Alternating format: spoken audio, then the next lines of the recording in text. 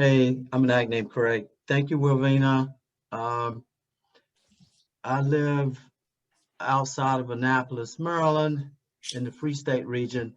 I am from North Carolina, and I'll be here for another 4 months, and then moving back home to North Carolina. So it's good to be here. Thank you, Wilvina, for asking me to participate. Just real quick, the topic that we're about to talk about is the PR COVID responses. And just a quick intro of my own experience before I introduce our dynamite presenters today, Arnie and Stephanie, is I've been involved with PR in one shape, form, or fashion for over 25 years. I've been privileged enough to participate and lead work teams, subcommittees, work groups at area, region, and world service level. And I served on the World Board for 12 years, including chairperson. And while I was on the board, I served as the task team leader for public relations, the first public relations committee at World Service. And I was also I was the proponent for the creation of the public relations handbook for multiple reasons. So I'm honored to be here. I want to introduce Arnie and Stephanie. And Stephanie is relatively new to public relations. She is currently the vice chair of the Toronto area PR subcommittee, and she's been on the subcommittee for a couple of years. She was previously regional committee member and the area service chair. Arnie has participated in PR at the area, regional, and world level for over 18 years. And again, some form, fashion, or shape, and is one of my best friends. So without further ado, I want to introduce you to our two presenters today. Thank you. Thank you, Craig. My name is Arnie. I'm an addict. Stephanie and I, as we said, are from Toronto. Thank you so much, Wilvina, for inviting us to this event. I assume we have an interpreter to translate Canadian.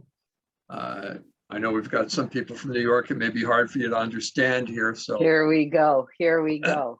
All right, you're about to hear the well-oiled machine that Toronto is as far as PR is concerned. You know, we want to start on time and end on time, and we're going to leave 10 minutes for questions and answers. So what that means is we're going to do this presentation in 6 minutes. 5 minutes? All right. Stephanie's going to do this presentation in 5 minutes. So you should only be as lucky to have a vice chair as good as the one that I have. And you'll come to understand that when Stephanie gets an opportunity to go over some of the things that we did. And what we're trying to cover here is just what our knee-jerk reaction was when things suddenly changed a year ago now, really. What kicked in? How did we change our path? How did we have to? Because everybody had to redefine what they were doing. With 5 minutes and 24 seconds left to do 95 slides, I'm going to let Steph kick us off, and you can share your screen, I assume. I hope so. I hope I can share my screen. If not, it'll be interpretive dance, and you'll all have to figure out what we did through that. But here I go. I'm in the process of launching. Ta-da! It works. Fabulous. Hi, everyone. I'm an addict, and my name is Stephanie. And thank you, Wilvina, for inviting Arnie, because then Arnie invites me. So, you know, it's all good. And so it's good to be here today, and I'm just going to get right to it. So we start our PR meetings in Toronto, reminding ourselves what the role of PR and NA is, right from the PR handbook. So we read this as one of our opening readings at each meeting. And when we do strategic planning, we ask ourselves, is the idea in line with one of these 4 roles or multiple roles?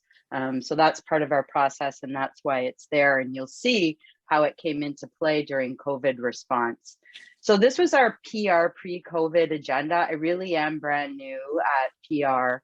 I don't have an extensive PR service resume. And quite frankly, that doesn't matter because we can get involved at any time. And so, you know, I joined, and Arnie had lots of experience. And so there was a lot of talk about how we could do things differently. And so it was nicely lined up in an order, color-coded manner like this. You know, we were going to do coordination of public-facing services through a PR umbrella. We were going to do communication through a CRM, which is a database for customer management, something or other. Arnie will tell you another day about that, and really focus on relationship building. We really wanted to build a, you know, well, at least a 20th century website, if not, you know, 21st. But anyway, we were a little lagging in there. We wanted to get that going. And then we had outreach priorities that were set by our area service committee. And we had all of these things rolling. And, you know, we had just put the PR umbrella in motion, and we're ready to start meeting helpline, H&I, PR all together under one roof. And then basically COVID hit. And that's what our agenda all of a sudden looked like, all at once. We found ourselves with many balls up in the air, and a very, very, very steep learning curve. Arnie, you want to chime in here? Or you want me to keep talking? I will say one thing, a steep learning curve. All right, Steph, you're up. Okay. All right. So the first thing, you know, we realized is that we needed to start over here on the left-hand side around supporting virtual meetings. You know, within a couple of days, I think everybody experienced this. I don't know how quickly you experienced it where you are, but within a couple of days, all facilities, we were in a lockdown in Toronto, facilities were closed, meetings were closed, and we were sort of disconnected from one another. And so we started mobilizing immediately around how can we support virtual meetings, and how could we get a meeting list up so that people could get to some of the, you know, quickly mobilized virtual meetings. That was an ongoing process. One of the main things that I want to say that we did is we started to reach out and attend the webinars that were going on every Sunday morning. You know, the virtual NA folks, we went every week, and we heard what we learned. We were eager to learn. We learned about all of the platforms. We learned about what had been already going on, and we started to share that information with our members. Because what we quickly learned was that our primary role was PR, making NA members more aware of their role in NA's public image. It really became internal and less external. So, you know, the other thing that we started focusing on was gathering public health information. So, you know, it evolved so rapidly. And so we started holding webinars through work groups. We gathered information through work groups to share information with the local fellowship about how the public health protocols impacted Narcotics Anonymous groups and NA as a whole. So we started having conversations around public health and our traditions, so that we could have some sort of unified response when it came to meeting lists, when it came to outreach to facilities for gaining information. And then all through the service umbrella, when we came to meet together as different committees, we were able to share what we needed and how to coordinate between Helpline, H&I, and PR.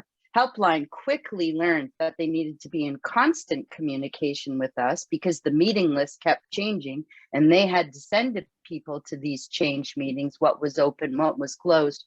So we now use and continue to use chat groups, and they're streamlined. You know, there's a web team, and you know, we no longer could manage with one person, you know, with this giant sun of a website, because that became our hub. So now we have a web team, and the helpline communicates with the web team, everybody communicates with the web team. The web team is almost, you know, the major focus of PR through all of this.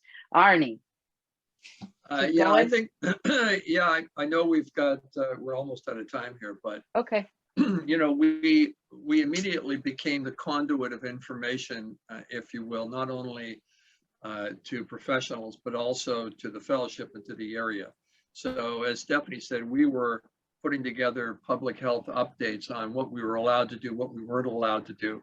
We also, as you mentioned, reached out to every single facility that was holding a meeting to find out whether they were open or not, when they were going to be open, how they were open. Some of the facilities we contacted, they didn't know a lot of the public health updates that we knew. Some of them were open when we called them in the morning, and then the organist at the church got COVID and they were closed by the afternoon. So all these updates were being fed to the area. And as well, because of the position that we're in of knowing what PR is in Narcotics Anonymous, we also would make a recommendation to the area. It's completely up to the area to decide. But initially we made a recommendation that, look, if we need to seriously consider going online with meetings. These in-person meetings could have a detrimental effect on how the world looks at us. So, you know, we put that out to the floor, let them decide, and we continue to do that. Always, you know, making a recommendation. Our current recommendation has been, look, if you want to open, if you want to be face-to-face, then here are some things that we need to have a discussion about. But yeah, that's about it. It's been, it was very hectic to begin with. As Stephanie said, everything that was on our plate went off our plate and we got a new plate. So if we're nothing else, we're adaptable, and we adapted. And it became it became crucial for, I think, crucial for area. Go ahead, Steph. Sorry to interrupt. No, it's perfect. So you remember what I forget and vice versa. So as things started to stabilize, in other words, the pandemic didn't go away, but the information started to stabilize, slowly we were able to let things go. And, you know, one of the things that we were able to let go was that ongoing constant change of the meeting list. And that's because we went to BMLT. So, you know, in a pandemic, we moved our meeting list system to BMLT. So that was off our plate. And, you know, again, that was part of the web team. The other thing that started to slow was the public health information stopped changing. Once where we lived, there were pretty stable protocols. Toronto's been in lockdown for like we just got out of one last week. We've been at stay-at-home orders for long periods of time here. We didn't need to communicate that because the public health information wasn't changing as much. And our area has taken over an ad hoc looking at meetings. So that's off PR's plate. And those work groups were able to dissolve and be handed over. The other thing is we didn't need to continually reach out to facilities around the public health stuff. You know, hopefully that will change around, you know, our outreach strategy, but we didn't need to do that, and our plate, you know, sort of cleared. We did an inventory, and what we found is that the PR umbrella, people don't want to meet under one roof, but they do want to continue to coordinate services through the roles of coordinators and streamline communication, but not one big umbrella under one roof. So more will be revealed about that. In the midst of a pandemic, we managed to do strategic planning. So we actually have a strategic plan that's still on the plate. We're able to get back to that. And what we're seeing is a resurgence of our outreach for fellowship development and our focus back to the public facing services. So this is what is currently on our plate. If I have anything to do with it, it'll be back in a color coded role. But I'm learning that control is the opposite of surrender. So apparently I still have some learning to do. All right. So this is just a summary of what we tried. We tried work groups, we tried coordinators, we tried an umbrella structure, We tried constant, ongoing digital communication through chat groups, through virtual meetings, through a CRM. We successfully did a service inventory and are ready to report back to our area all of this. And what we're left with is a revised PR structure. We work through teams now because many hands make light work, as it is said, and also because our website is so central to all of the coordination of services. It is not a one-person job. The other thing I forgot to say is we also implemented a chat service, live chat through the website during the pandemic. And so again, that intersection of helpline and PR through the web team is super important. We have coordinators, and they are the ones who speak. Helpline has a coordinator that meets with the web team, and the newsletter has a coordinator that meets with the web team. So that's how we do that rather than meeting under one roof. So this is where we are now. This is the specific intersection of services. So Helpline meets with the web team to make this live chat and meeting information nice and smooth and consistent. There's PR and Helpline overlap. And here's H&I and PR overlap. H&I has an ad hoc, PR attends, H&I is doing outreach to new facilities, and that's where the coordination of services is happening there. And we have no idea where we're going, but we're sure more will be revealed after we report to our area. Thank you. Thanks, Steph. Thank you, Stephanie and Arnie. That was great. Very dynamic, very informative, very colorful. I mean, it was a way to keep everyone's attention and share information all at the same time. Thank you, guys. So we got about 10 minutes for Q&A.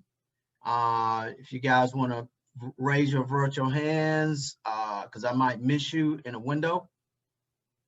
We also have, I put up our website in the chat, in the group chat, so anybody can take a look at our area website. Also, Steph, do we have the email for PR? Can you throw that into the website? Because we've had some people ask us for the presentation, for your presentation. Sure, no problem. And for any questions, I can just drop the link to the presentation in the chat right now if you want that. It's a Google slide, so that would probably be good. And let's put the PR address in the chat as well. For any questions that we don't get to, feel free to fire it into the email address. Who's policing the questions, Wavina or Craig? You guys are good on it, Steph. Good teamwork. Questions? I don't see any hands up. Yeah, you got Thomas. Thomas R. Thomas. Is that a virtual hand or? It's a virtual hand. Come on, Craig, get with the program. You know what? I need to close Craig so he could see. Hi, Mabina. Hi. Question.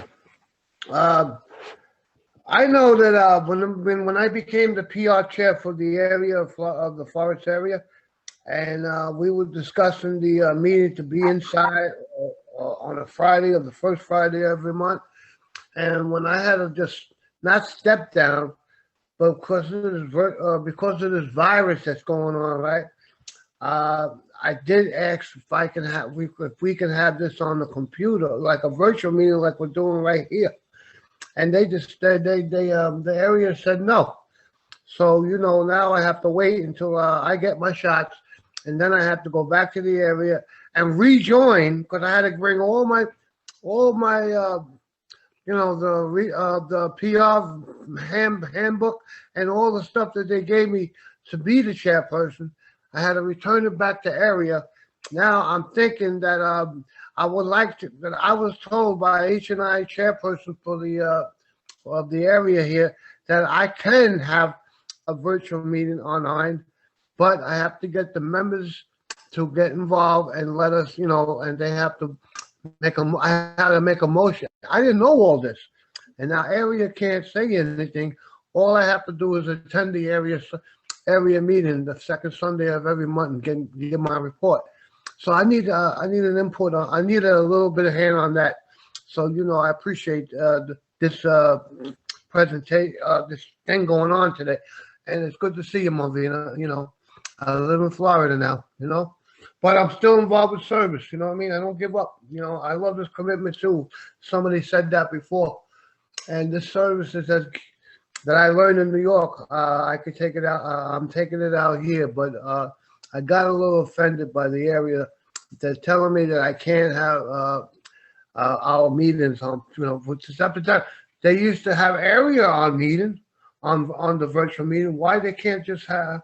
I don't know. So I need help on that. Love you. Thank you. Thanks, Thomas. Was that a question? Yeah. Well, Craig, could you rephrase that? Because I was trying to figure that out. What I gathered from that, Thomas, was that there was some discrepancy about who could have their meeting on the Zoom platform, and there was the area saying no, you couldn't, or the group saying they couldn't. I'm trying to track what that was about. Guys, I'm gonna add it from them, Miss Tommy. Okay. I left. I didn't leave the PR. I had to give my handbook and everything back to the area because I told them that I wasn't going to do the meeting on the first Friday every month because this epidemic was getting bad out here in Ocala, right? And what happens is that I asked them before. I asked the vice chair if we can have the meeting on a virtual meeting like we're doing right now, and they said no to me. So I was kind of upset, right? So basically, I had to give all my the handbook and the guidance of PR back to them. And I was told by H&I, the chairperson here in the area, that I could have but I have to have the group. I have to have the members in PI and public relations. I mean, I had to make a motion and see what they said, and then we could have this. All I have to do is just show up to the area on the second Sunday of every month and give my report. That's all I'm asking. I wanted to get an input that I can do this if I wanted to get everybody together and we can get this taken care of. You know what I mean? And what I heard, you're talking about an H&I meeting or a subcommittee meeting. A subcommittee meeting on virtual meeting, public relations I'm involved with. I had to give my handbook and everything back, but if I have to go back and get my handbook, and I wanted to see if we can have this thing on virtual every first Friday of every month. Gotcha. So can I just say that, Tommy, when we were planning to meet all together, when we were going to try to meet H&I and PR and Helpline, the original plan was that we would have a hybrid meeting because it was pre-COVID, so that it would be very accessible. And so we already had area approval to have a virtual meeting, and then it was a quick transition for us in our area to go no hybrid because nobody was face-to-face and everything online. So we did have to get approval for a little bit of money, but the area let us use the area virtual meeting account. We have access to it as a PR subcommittee to hold our monthly meeting. So that's how that worked, and it was pretty easily taken care of. Well, this area here, Forest area, Narcotics Anonymous, told me no. And that hurt my feelings, because I love this commitment that I was involved in New York, and it was public information. Now I become a member of public relations in Florida. I learned had a little bit of experience than other members out here. You know what I mean? So I want to get back involved with it, and that's my question. That's Well, I would encourage anything, Thomas, that stay involved. And coordinate, communicate, and people work together, because there have been just some misunderstandings and misinformation and just all of that in different areas. But if you guys stick with each other and work together, it tends to all work out. Yes. Okay. Thank you, guys. Appreciate you. Thank you. You're welcome.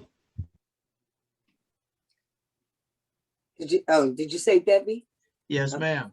Hi, everybody. Debbie and Attic in Recovery from Brooklyn area public information. First, let me say, Tommy, we miss you. It's good to see you. And then the Toronto group, thanks for guiding us on public relations out there. And the language wasn't too bad, but in New York, I mean, in the United States, we got to go by the guidelines for the Center for Disease Control. So we put together a little reintroduction letter, attached the guidelines for our groups who are considering going back to brick and mortar meetings. And we do have a few brick and mortar meetings where they're following the CDC guidelines. I just wanted to know, in Toronto, are y'all meeting physically? I know you said you just got out of another lockdown. We No, currently, yeah, we, go ahead, we Arnie. don't have any we don't have any face-to-face. The area has decided not to list any face-to-face meetings on the website as of yet. There are some meetings that exist, but they're not currently listed on the website. We're currently under a, I don't know where you are all at, but what we're at is you can't meet in a group any larger than 10 people. And there are currently in the city of 3 million, 2 meetings that are face-to-face. And so the area has decided not to overwhelm those meetings by publicly posting the information at this time until more of us can have access to the meeting facilities, because many of the facilities are not yet even open. Okay. Thank you, guys. Thanks, Debbie. I wanted to add that, one of the things for the pandemic as well that forced us into was a little bit more organizational, in that we took advantage of a free CRM, and that is customer management software. As some people know on here, because we've done presentations on it, there's a free one out there that I'm not endorsing. It's called HubSpot, but it allowed us, amongst other things, to capture and categorize and do a vertical for different areas of healthcare, like treatment centers, detoxes, jails, prisons, and also keep track of any dialogue that went back and forth and any emails that went back and forth, not just for us to capture, but to be able to be there for the next PR chairs that are going to come, rather than digging out, some old pieces of paper out from under somebody's bed from the previous, subcommittee. So that was an interesting direction for us. Thanks, Arnie. Frank, you're the last one. Questionnaire. Informative, and really appreciate all the work that you all have put in. So thank you for your service as always. And I'm a PR aficionado. I've been working with PR for years. But the question of the pandemic came up right now, and one of our groups has this kind of, so our state has an exemption for the amount of people when it's a religious or educational purpose. How do we consider NA? Is it a religious organization? Not really, it's spiritual. Is it educational? Not really. So what would we classify Narcotics Anonymous as? It really depends on, so for us, it really depends on the local health authority. And what we found is that there was differences, like even in neighboring health authorities, that one health authority would say we were an essential service, and the next one actually just wouldn't respond to us. So it really is up to the health authority here. There are exemptions for mental health services, and Narcotics Anonymous and Alcoholics Anonymous were categorized under those rather than the religious exemption. But we had to get that from you know, the Toronto Health Authority, and then the neighboring one had to get it from their local health authority. That's how we dealt with it. Oh, thank you.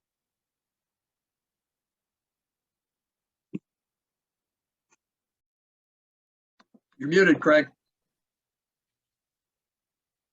Come on now. Can't you read lips? That was part of training, PR training for the pandemic. Read lips, dude. No, thank you, Arnie and Stephanie, for the presentation, the questions. This was great, and we're ending right on time. Thank you again, Wavina.